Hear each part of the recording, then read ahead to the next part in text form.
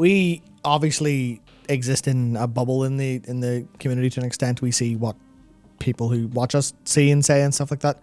So there's like a massive amount of like a silent majority that I'm not quite sure how they responded overall, but I imagine with the quality they will be the same thing.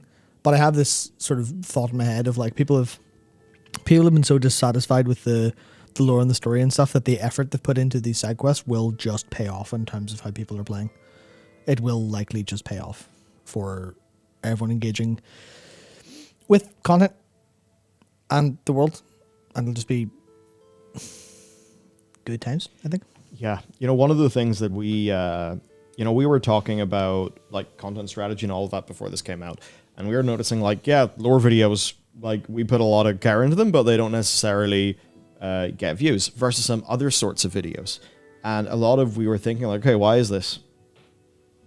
It's because people have been resoundingly like divested from the lore, over time.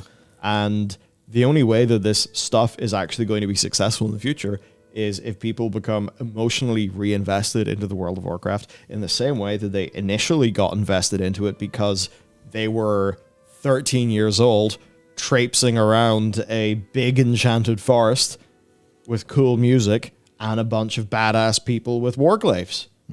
And, sure, more simple stories, but it felt like this big, vast, expansive world.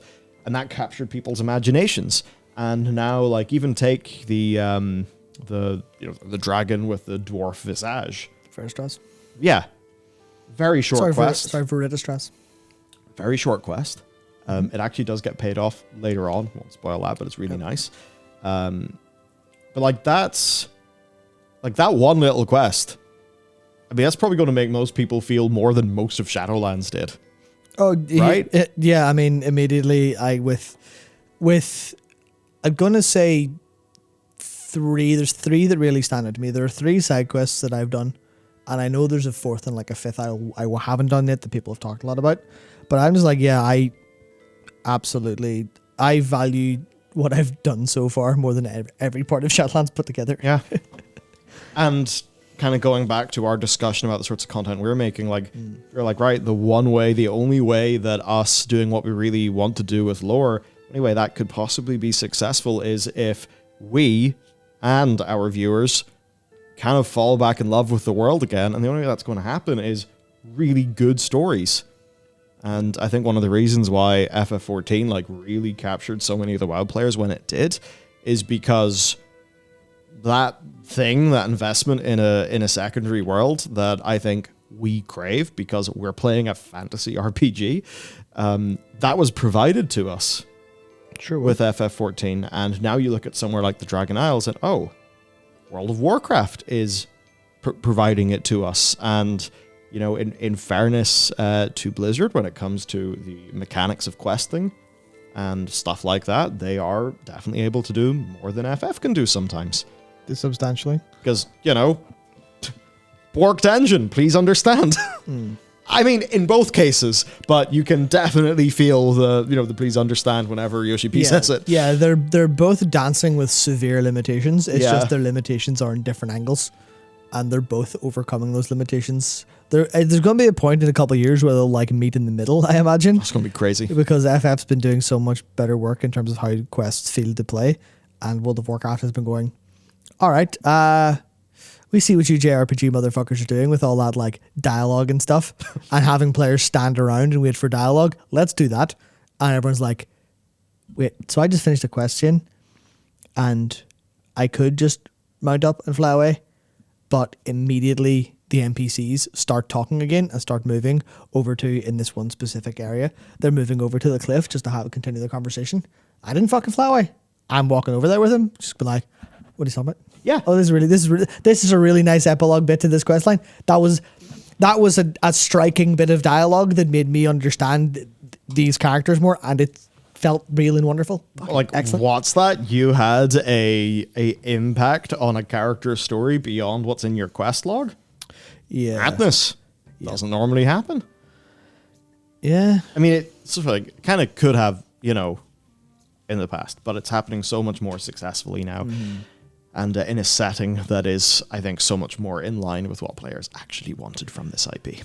That's one of the biggest wins so far. Is it's not just about it being dragons, right? Because you go, it's dragons, it's Dragonflight, it's Azeroth. There's hard to describe little bits of just how they're doing things right with the kind of characters you see, the kind of characters you speak to, the kind of people that you know being there, not even doing anything, just being there, but in a way that makes more contextual sense.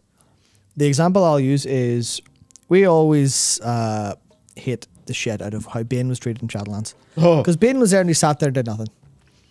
There's a Tauren who is sat in a place in the Dragon Isles doing nothing that we can visibly see. However, to me it feels substantially different because of the context of that whole area. So Bane sat in the Shadowlands. What do you think he does? You don't know anything. There's no hint of what he's doing. It's just he's Norbos. Like, is he shopping? Is he at the auction house? He doesn't walk around and speak to anybody. He's just there. So the Tauren in the Unaran Plains that I'm talking about is Lasan Skyhorn from High Mountain. Because I was like walking past and I saw Aviash, his bird, out of the corner of my eye. I was like, wait, that's your man's bird.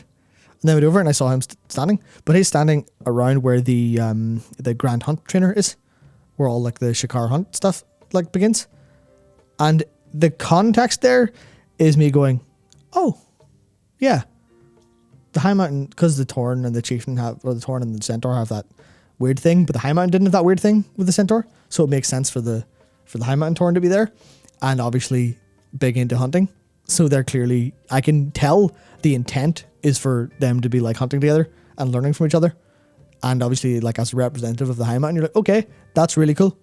Yeah. All you did is you remembered an NPC that I liked and put it in the game where it makes sense for the NPC to be. And I'm like, that's good. Now I feel like the whole actual world makes a little bit more sense. And that's all it took, was having an understanding of what people will think contextually for a character being there. And it's the small things like that, the small little understanding of who makes sense to be here, what makes sense to be here, what do we think is happening, can we realize that in the game, which is very different to our historical experience of why is everything on the fucking cutting room floor in the writer's room as opposed to being in the game somewhere. Your investment is actually rewarded. Yeah, more or less. That's the big, like, didn't feel like that as much in the past.